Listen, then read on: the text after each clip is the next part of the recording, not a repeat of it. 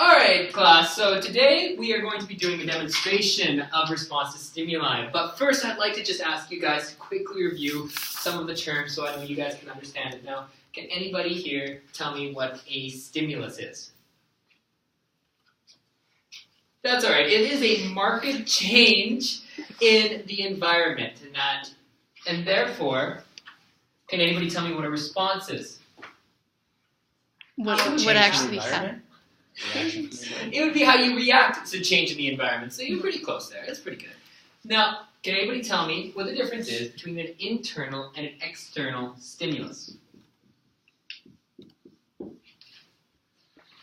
Well, an internal stimulus would be coming from inside your body. So if you were hungry, it might be because your stomach's empty. So you send enzymes, and your stimulus is the fact that your stomach is empty.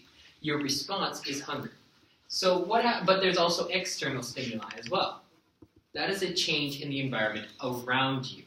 And so that would be, you're walking down the food court and you see this big juicy hamburger and it looks amazing and it's perfect, and you suddenly get hungry. You were hungry beforehand, but now you want to eat.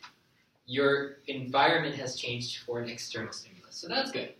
So now we can move on a little bit now, so we can move into what we could actually be doing. Now, I asked everybody to bring a ruler today, so that's perfect and nice in here. Now, would somebody care to come and volunteer so I can show you guys what you can be doing today? Promise you guys won't be doing too much. As long as it's nothing complicated. Alright, so what we are going to do today is, as you can see on the ruler, we have all these numbers and everything. I'm just going to ask you to hold out your hand, just like this, just with your fingers big fingers pinching almost, pretty close. And I'm going to hold the ruler right here so that your hand is at the 0. Now you hold your fingers out a little bit so I can, just like that. And then when I drop this ruler, I want you to just catch it, all right? Okay. So, perfect. Now, you can see that he caught the ruler at about 6.5 centimeters. Now you can use that either using this chart that I'm going to be giving everybody else around here. And say 6.5 centimeters, that's about a 0.15 reaction time, according to the chart. That's pretty good. That's 0.15 seconds of reaction time. Which is, and I didn't have a copy today too, so that's... Oh, there you go. See, you're well prepared. Now, what happens if what happens if he catches it somewhere that's not on the chart? If you see there's something on the chart, say 22 centimeters, he catches it on there. Well, I put a handy-dandy formula right at the bottom there. So your reaction time, 1 second. Yeah, I know, I'm kind of keeping you up here, but I just wanted to make sure everybody knows what they're doing. Formula is very simple. That's the distance you're going to be traveling in centimeters. The ruler is going to be traveling. So you're going to multiply that by 2, divided by 981, square root this answer, and that's going to be your reaction time. Okay? It's really not that complicated when you get to do it, I promise. Now, then I would like you to do 2 more times where you come here 1 second, hold out your hands just like before. This time, close your eyes. This time, I'm going to be dropping it, but when I drop it, I'm going to say a word. I'm going to say release, or dropped, or something. So it's here, release. That wasn't ready. That's alright. So, if that happens, you can just keep trying it again and again until you get it right, of course. No pressure. We'll have plenty of time to do this. So, try it one more time. And release. Oh, see, I didn't even drop it. Release. That's hard. It's hard, and that's why it's a lot different. Now, one more time. Okay. Close your eyes again. Hold out your hand. Okay, do my right hand, because I am right Yeah, hand. no worries. Then, this time when I drop it, I'm going to touch your shoulder, okay? And then when I touch your shoulder, I'm going to drop it. Okay. See? It's a lot more difficult than you can't see it, but you are going to be able to try it a lot of times. Get your timing down right. You're going to be able to figure it out. So you can sit down. So now you guys are just going to work in pairs with this, be able to come up with 9 data points. It's going to go into a chart that looks kind of similar to this.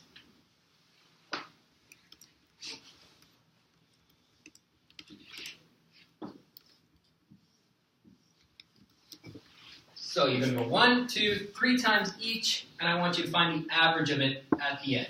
Now, what do you think the first one's measuring, where you have your eyes open and you're catching it when you see it dropped? What kind of reaction time? What sense? Visual? Visual reaction time. So we can put a visual here. What about the second one, when your eyes are closed and I'm telling you when I'm dropping it? Auditory. Auditory.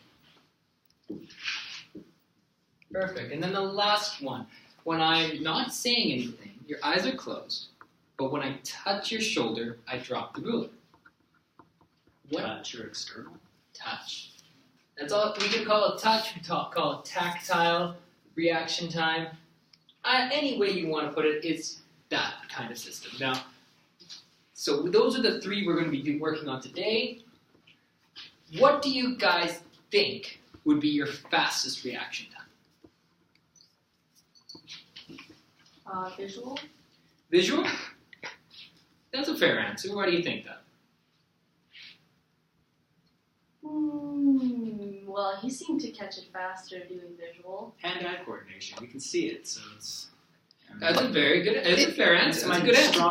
Can I disagree with her? Can I disagree with Rowan? Of course. What do you think? I think it's touch. Touch. Because why do you think that? Because it's a lot of it's unconscious. You don't have to think about it first. When you burn your hand, you're moving your hand away before you think about it. Ooh, that is a very, very good answer. Now,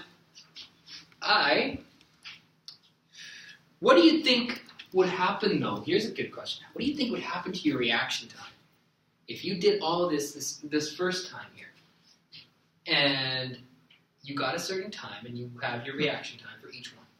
Then what happens if you get distracted while you're doing it? Well, the reaction time goes down the toilet. Exactly, and that is the theory behind distracted driving. Is that if you're driving and you're on your phone, you can't pay attention. Your reaction time goes down. Somebody stops really quickly in front of you. Somebody runs in front of your car. You can't react fast enough. So, anyways, I'm going to let you guys do this. If anybody finishes early, they're always welcome to try different things. Try to catch 2 rulers at once, or catching a non-dominant hand, peripheral vision, anything like that. I have a few questions afterwards just to ask. 7. Okay. So now, of course, everybody would be doing the demo. When we came back in a few minutes, I would bring these questions to class. So, now, did anybody notice any difference in response times under... did anybody notice which of their senses were faster? For most people, if it was being dropped right in a nice laboratory condition, they would find that their touch is actually first, followed by their hearing, and then their visual senses. And as a matter of fact, you were very correct in what you said earlier, that touch would be faster because it's just so automatic. The reason that is actually because of the neural body system. For these 2 over here, they have to go through the brain. The brain has to process the information and then send a response through the nervous system to the muscle to respond. For touch, however, it is more of a reflex, where it doesn't have to go through that processing system in the brain, and then it just flows through in a reflex response through the spinal cord. So,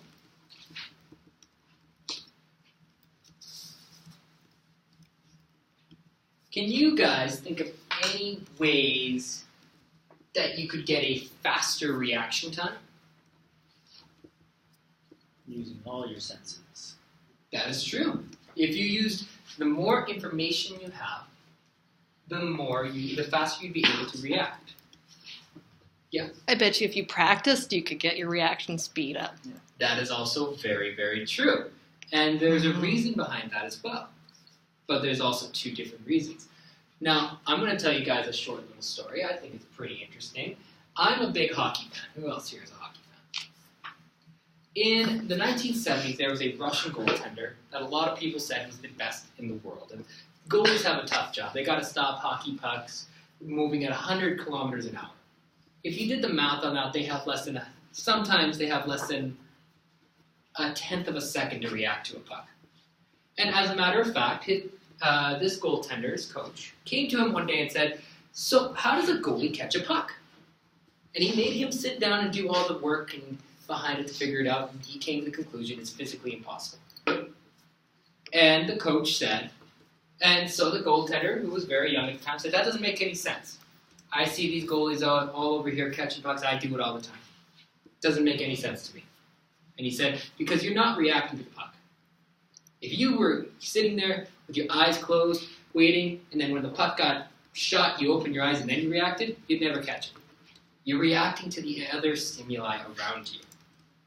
You're reacting to the player's stick position, where he is on the ice, where this is happening, on and on and on and on.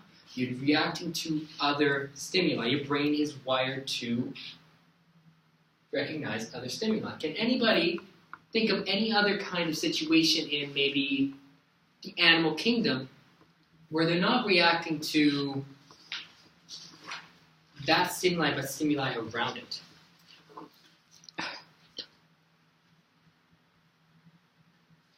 For example, if you were to see two predators try to get into a fight, they're not sitting there waiting and going, "Yeah, that cat looks like it's about to pounce. Yeah, it's crouching. Yeah, it's fur standing on end. Its claws are bared, teeth, fangs.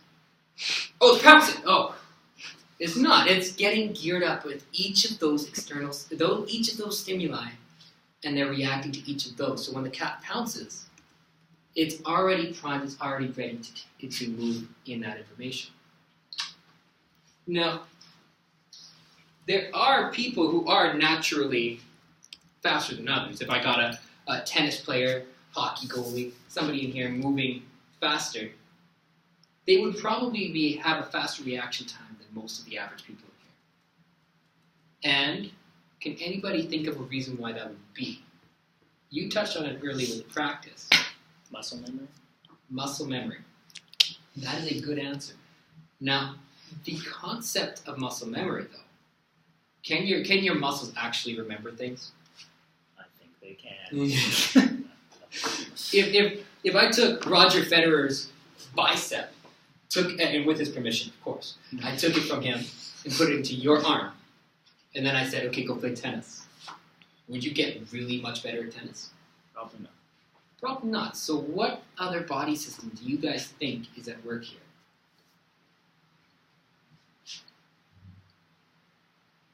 Your brain? That's a good answer. Your brain, your neural system is at work. There's a lot of different ways your brain likes to do this. It likes to cut down on unnecessary neurons, because the fastest way between two spots is a straight line. If the brain doesn't have to worry about unnecessary neurons, it's just going to cut them away, and the pathway is going to get faster. Mm-hmm. If you're practicing every day hitting a tennis ball, your brain's going to cut out all the unnecessary neurons that are involved in that, and it's going to allow that pathway to get much faster. Each additional neuron adds about 2 milliseconds to your reaction time, which doesn't seem like a lot, but if you have 100 of those, that's going to affect how fast you can react. So if I took that guy's neurons then? If you took Roger Federer's neurons, and I mean like all of them, like if you could figure out a way, you would be a wonderful tennis player, and I would bet a lot of money on you in the open. There's one other way you can do this. Your brain also likes to make things really more efficient. The one other way it makes neurons more efficient is it myelinates each neuron the more it gets used. Just a fatty layer around each neuron kind of protects it, makes it better, but it also means that it's more efficient. It moves the messages along faster, which is making it more efficient. So throughout all of these different ways, yes, practice makes your reaction time faster, but it's because of the way your brain and your body like to work.